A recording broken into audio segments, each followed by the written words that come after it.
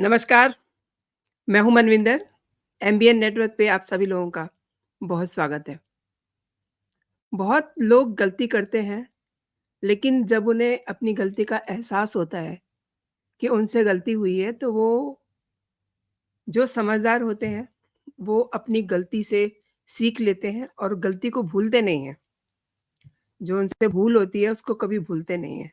लेकिन कुछ ऐसे भी होते हैं, जो गलती पे गलती किए जाते हैं। ऐसे लोगों में एक नाम काफ़ी फ़ेमस है और वो नाम है गांधी परिवार के चश्मो-चिराग राहुल गांधी का। अच्छा, ये शख्स नहीं समझ पाया आज तक कि उसे किस जगह पे क्या कहना चाहिए, क्या बोलना चाहिए। उनका स्लिप ऑफ टंग इतना ज़्यादा है कि वो पॉलिटिक्स में आई एम सॉरी टू से कि वो बिल्कुल फिट नहीं है। बात आज की हो, कल की हो, 2 महीने की हो, 2 साल पहले की हो, कई सारे ऐसे उदाहरण आपको मिल जाएँगे उनकी बदज़ुबानी के। और कर्नाटक की एक अदालत ने शुक्रवार को राहुल को उनके साथियों समेत हाजिर होने को कहा है अदालत में, और वो भी 28 मार्च से पहले। इस पे भी बात होगी, लेकिन इससे पहले ज़रा उनकी बदजुबानियाँ देख लेते हैं, उस पे बात करते हैं कि कब-कब इन्हें क्या-क्या फ़ेस करना पड़ा अपनी बदजुबानियों की वजह से। इनका वो बदजुबानी भरा वक्तव्य तो आपको याद ही होगा, जिसमें इनकी सांसदी चली गई थी।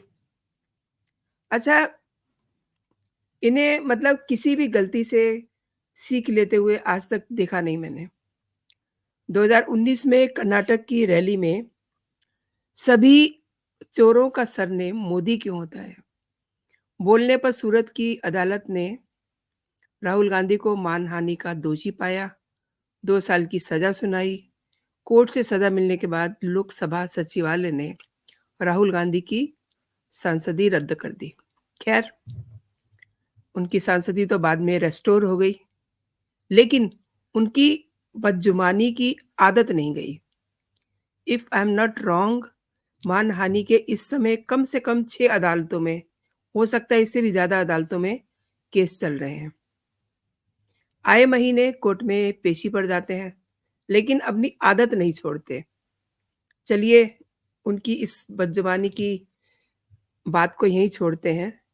इन्हें ये तक नहीं समझ में आता कि अपने विरोधियों को किस तरीके से इनको हैंडल करना है, फेस करना है। मसलन सत्ता पक्ष का विरोध कैसे करना है।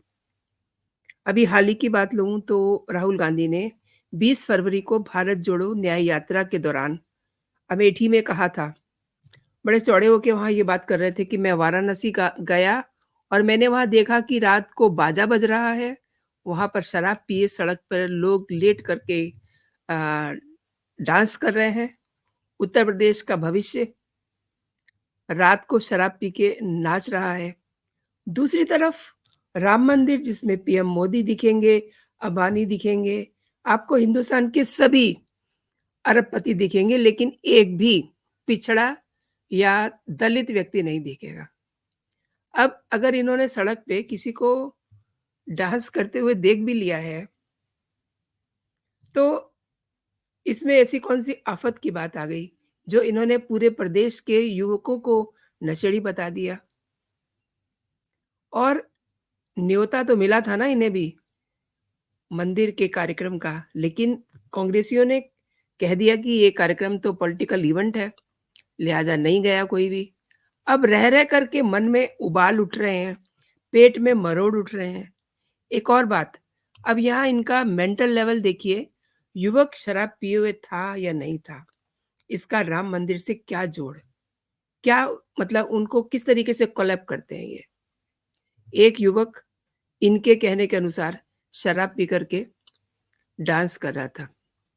ठीक है, सड़क पर जब बारात निकलेगी, तो सब डांस भी करते हैं, मौज-मस्ती भी करते हैं। आपने भारतीय बारातों को कई बार देखा है, और इन्होंने देखा कि उस युवक ने शराब पी कर के डांस किया है, तो क्या मतलब इसका अर्थ ये हो गया कि उत्तर प्रदेश का भविष्य रात को शराब पी कर के नाच रहा है? प्रदेश का युवक नशेड़ी बना दिया एक ही पल में, एक ही झटके में। और दूसरी बात, इसकी तुलना राम मंदिर से आए हुए श्रद्धालुओं से इन्होंने की। ये तो कोई बात नहीं हुई। गज़ब दिमाग पाया है राहुल गांधी ने। लेकिन 23 फरवरी को यानी कि शुक्रवार को प्रधानमंत्री नरेंद्र मोदी ने राहुल को बड़े अच्छे से धोया, उसका जवाब दिया और जिस तरीके से जवाब दिया उसका जवाब नहीं। प्रधानमंत्री नरेंद्र मोदी ने शुक्रवार को वाराणसी की एक सभा में राहुल गांधी पर निशाना साधा। उन्होंने कहा कि कांग्रेस के युवराज काशी की धरती पे आके काशी और यूपी के युवाओं को नशेड़ी कह रहे हैं। जिनके अपने होश ठिकाने नहीं है, वो मेरे काशी के बच्चों को नशेड़ी कह रहे हैं। अरे परिवारवादियों, यूपी का भविष्य युवा बदल रहे हैं। यानी कि प्रधानमंत्री की सोच देखिए कितनी पॉजिटिव है। उनको पता है कि बारात हो या जब युवा इकट्ठे होते हैं तो उनकी मौज-मस्ती कैसी होती है। लेकिन यही युवा देश बना रहे हैं, देश को बदल रहे हैं, यूपी का भविष्य बदल रहे हैं। कितनी बड़ी बात उन्होंने कही। अब इसके बाद इनकी मतलब इनकी जो बददिमागी है, उसकी वजह एक और भी है कि इन्हें मतलब समझ नहीं आता कि ये क्या कह रहे हैं। अब इनकी इसी बददिमागी की वजह से इनकी ही नहीं, इनके साथियों पर भी एक बहुत बड़ी मुसीबत आ गई है। मतलब अगर एक मुख्यमंत्री पर इनकी गलती की वजह से उन्हें कोर्ट में पेश होना पड़े, तो बताइए समझदार कौन हुआ? कर्नाटक की एक अदालत ने शुक्रवार को पूर्व कांग्रेस अध्यक्ष राहुल गांधी, ऑब्वियसली कर्नाटक के मुख्यमंत्री सिद्धारमैया और उप मुख्यमंत्री डीके शिवकुमार को 28 मार्च से पहले पेश होने के लिए कहा है। ये सब अदालत में हाजिर होंगे। अदालत ने भाजपा द्वारा दायर मामले में आदेश दिया है ये, और मैं बताती हूँ कि ये मसला क्या है। विशेष न्यायाधीश जे प्रीत कर्नाटक प्रदेश कांग्रेस कमेटी सहित आरोपितों के खिलाफ आपराधिक मामला दर्ज करने का भी निर्देश दे दिया है। तो ये समझ लीजिए कि ये मामला बहुत गंभीर होने वाला है और चूंकि इसमें 28 मार्च दी गई है पेश होने के लिए, तो इसमें इनको लेने के देने भी पड़ जाएंगे, क्योंकि उस समय तक आप समझ गए ना, उस समय तक आचार संहिता भी लग चुकी होगी। तो भाजपा ने कांग्रेस नेताओं पर उस समय के मुख्यमंत्री बसवराज बोम्मई समेत पार्टी के नेताओं के खिलाफ झूठे विज्ञापन देने का आरोप लगाया था। आपको याद होगा 2023 में कर्नाटक विधानसभा चुनाव के दौरान कांग्रेस ने भाजपा पर 40% भ्रष्टाचार का आरोप लगाया था और अखबारों में कई विज्ञापन भी दिए थे इसी आशय के। और इसी के साथ शहर भर में उस समय के मुख्यमंत्री की छवियों के साथ पेसीएम प्रदर्शित कर बोम्मई को निशाना बनाते हुए पोस्टर अभियान भी चलाया था। और कांग्रेस ने पूर्व सरकार के खिलाफ भ्रष्टाचार रेड कार्ड भी प्रकाशित किया था। और इस मामले में भाजपा ने विधानसभा चुनाव के बाद विज्ञापनों से पार्टी की छवि को नुकसान पहुंचाने का आरोप लगाते हुए कांग्रेस नेताओं के खिलाफ मानहानि का मामला दर्ज किया था। मानहानि के मामले इतने ज्यादा हैं राहुल गांधी के खिलाफ कि अब इनको डायरी रखनी पड़ेगी कि कब इन्हें कौन से कोर्ट में हाजिरी देनी है। अब आप देखिए, ये सब गांधी परिवार के चश्मो चिराग के बदजुबानियों, बददिमागियों को ही साबित कर रही है ना, ये सब घटनाएं। पहले तो इन्होंने उत्तर प्रदेश के वो उत्तर प्रदेश जहाँ से इनके जो पिछली पुस्तकों को अगर देखें, वो सब जो है दिल्ली तक पहुंची। उसके युवाओं को इन्होंने नशेड़ी बता दिया।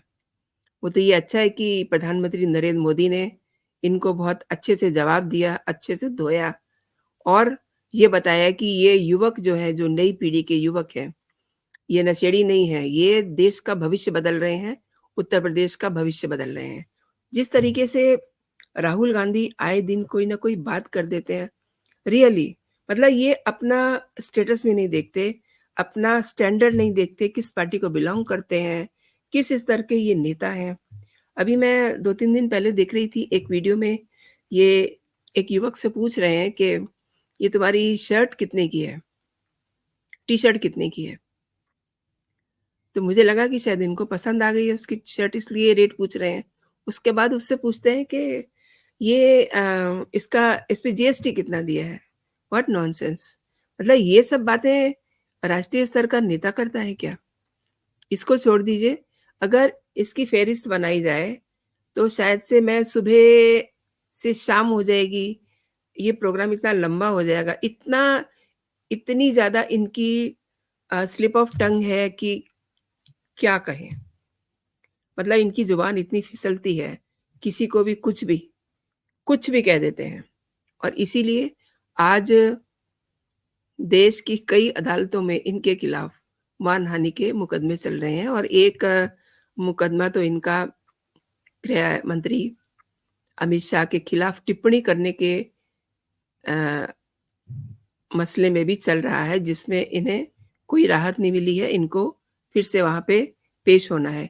और इसके अलावा 6-7 मुकदमे ऐसे हैं अलग-अलग झारखंड में, तमाम जगहों पे मतलब जहाँ कोई ये अ, डायलॉग बोल के आते हैं, फिर वहीं उसी शहर की, उसी स्टेट की कोर्ट में इनके खिलाफ जो है हाज़िर होने की बात शुरू हो जाती है। अब इनको देखिए इनके साथ इनकी कहना चाहिए कि जो ये अपने आप को बहुत समझदार बनते हैं, इनकी बदगुमानी की वजह से कर्नाटक के मुख्यमंत्री सिद्धारमैया और उप मुख्यमंत्री डीके शिव कुमार भी इनके साथ 28 मार्च से पहले कोर्ट में पेश होंगे। अब एक पर्टिकुलर डेट नहीं दी गई है कि इस दिन को पेश होना है, ये कहा गया है कि 28 मार्च से पहले पेश हों।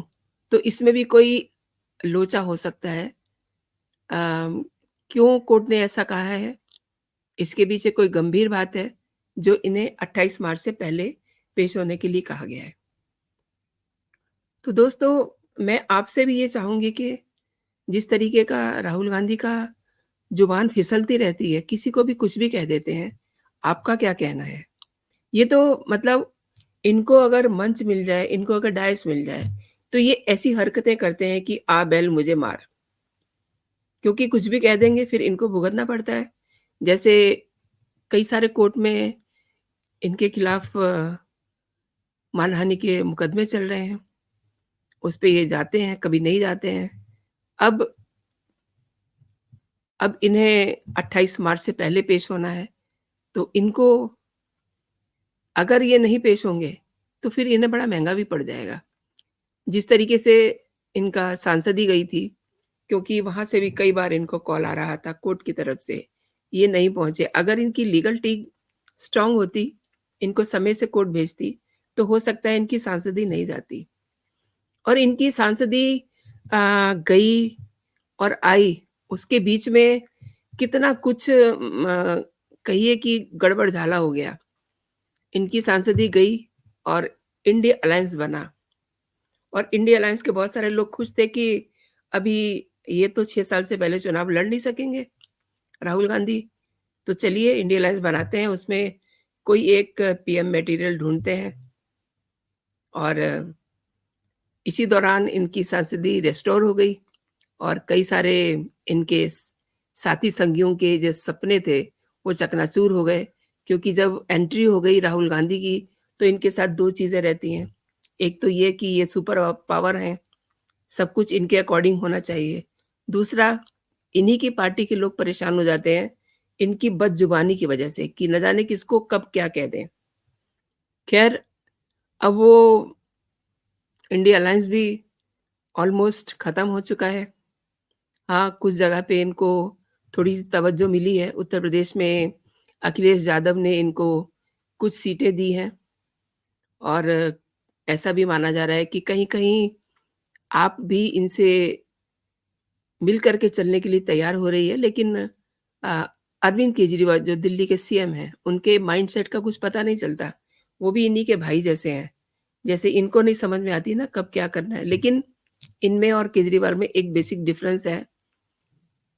वो केजरीवाल जो हैं वो माइंड गेम खेलते हैं। अभी उन्होंने कह दिया है कि हम चलेंगे कांग्रेस के साथ मिल करके, लेकिन एंड ऑफ द डे हो सकता है कि वो अपनी जुबान से पलट जाएँ। तो ये सब चीज़ें देखना बहुत इंटरेस्टिंग होगा।